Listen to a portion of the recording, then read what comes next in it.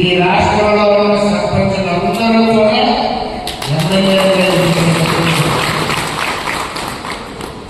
ఈ రాష్ట్రంలో ఉన్న 13,326 మంది సర్పంచులకి కూడా ప్రతినిధిగా మన సర్పంచ్ మన శంకర్ గారు ఉండటం జరుగుతుంది.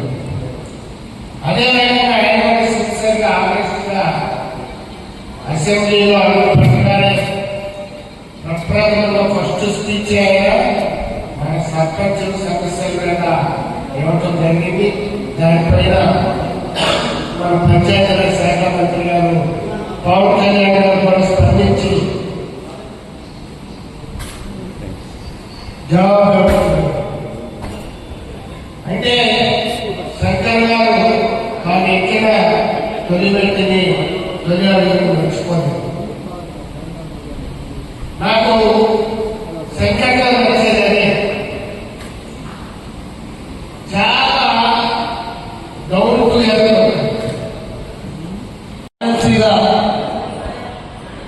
శాసన మండలిలో వర్క్ చేసిన సుదీర్ఘ అనుభవం, అసలు శిశులైన పోరాట యోధులు.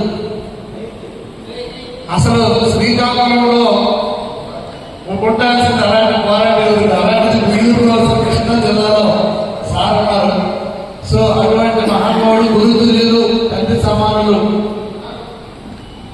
శ్రీ యలమంచిలి బాబు రాజేంద్ర ప్రసాద్ గారికి, అలాగే రాష్ట్ర పంచాయతీరాజ్ అలాగే ప్రధాన కార్యదర్శి కర్నూలు నుండి వచ్చారు వీరు ప్రతాప్ రెడ్డి గారికి, అలాగే రాష్ట్ర పంచాయతీరాజ్ ఉపాధ్యక్షులు ఇప్పుడు మార్కెట్ డైరెక్టర్ గా మొన్న ఎన్నుకోబడి రాష్ట్ర ప్రభుత్వం చంద్రబాబు నాయుడు గారు ఆయన్ని నామినేటెడ్ పోస్ట్ నుంచి గుర్తింపు ఇచ్చిన ఆయన రామకృష్ణ గారికి అలా గొప్పగా చెప్తాను అనుకోవచ్చు.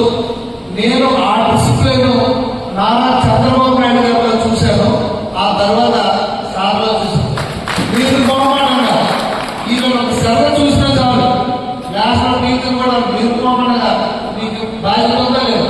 నాకైతే ఒక 10 సార్లు ఒక 20 సార్లు మీటింగ్ అంతా ముందు రాష్ట్రాలు ఏం చేస్తాం అయ్యాలి అది అలా ఉంటేనే మనం రెక్టిఫై చేసుకోగలుగుతాం. నిజంగా నాకు చాలా గర్వకారణం.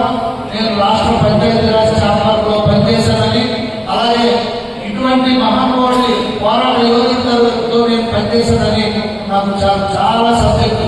అసలు సార్ ఎన్నో స్పీచ్లు విన్నాను, కానీ చంద్రబాబు నాయుడు గారితో అఖిల పక్షం మీటింగ్ పెట్టినప్పుడు ఆ సీవన్ కన్వెన్షన్ లో సార్ స్పీచ్ ఫుల్ ఫిదా అయిపోయాను. అసలు ఏ స్పీచ్ అని అసలు ఎక్సలెంట్. దాంతో చంద్రబాబు నాయుడు గారితో సహా వరాలు మనకు 3,000 10,000 చేస్తారు వెంటనే మన శాలరీ త్వరలో అమలు అవుతుంది.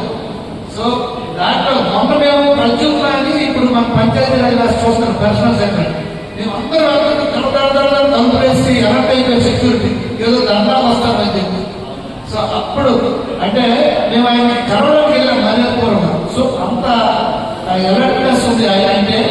సో నేను కూడా ఈ సందర్భంలో ఒకటే తెలియజేస్తాను, ఎవరైతే స్థానిక సంస్థల ప్రజాప్రతినిధులు ఉన్నారో పంచాయతీరాజ్ చాంబర్లో వర్క్ చేయాల్సిందే. చెయ్యకపోతే వాళ్ళు వారి యొక్క హక్కుల్ని పూర్తిగా కోల్పోయినట్టు వాళ్ళకి అవేర్నెస్ కూడా ఉండదు. సో అంత దీంట్లో ఉంటే అంత మనకి నాయకత్వం పట్టుకొస్తుంది, నాలెడ్జ్ వస్తుంది. యాక్సిడెంట్ కానీ మన హక్కులు నిధులపైన ఎంత మేము నాకు ఫ్లూయెన్సీ పెరిగింది, ఎంత మనకి రాజ్యాంగం కల్పించే దీని మీద ఇవన్నీ రావాలంటే మనం సంఘంలో పనిచేయాలి.